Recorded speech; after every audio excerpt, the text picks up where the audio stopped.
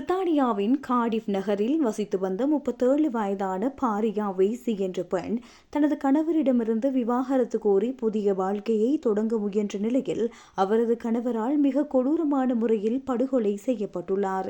இந்த சம்பவம் தொடர்பில் அவரது கணவர் அலிரேசா அஸ்காரிக்கு 25 ஆண்டுகள் குறைந்தபட்ச சிறை தண்டனையுடன் கூடிய ஆயுள் தண்டனை வழங்கப்பட்டுள்ளது.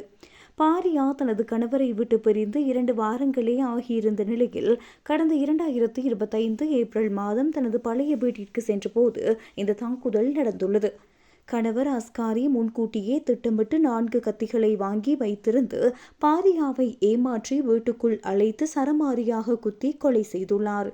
கொலையின் பின்னர் லண்டனிலிருந்து தனது அத்தை மரியம் டெலவரியை வரவழைத்து இரத்தக்கரைகளை அழித்து உடலை தோட்டத்தில் இருந்த ஒரு குளத்தில் புதைத்து அதன் மேல் பூச்செடிகளை நட்டு மறைக்க முயன்றுள்ளார். மேலும் பாரியா உயிருடன் இருப்பது போல் காட்ட அவரது அலைபேசியிலிருந்து உறவினர்களுக்கு போலி குறுஞ்செய்திகளையும் அனுப்பியுள்ளார்.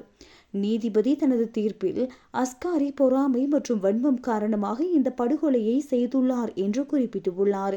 அஸ்காரிக்கு ஆயுள் தண்டனையும் அவருக்கு உடந்தையாக இருந்த அத்தை மரியத்திற்கு 5 ஆண்டுகள் மற்றும் 6 மாதங்கள் சிறை தண்டனையும் விதிக்கப்பட்டது. பாரியாவின் தோழி சாரா கூறுகையில், பாரியா மிகவும் அன்பானவர், எப்போதும் சிரித்த முகத்துடன் இருப்பார்.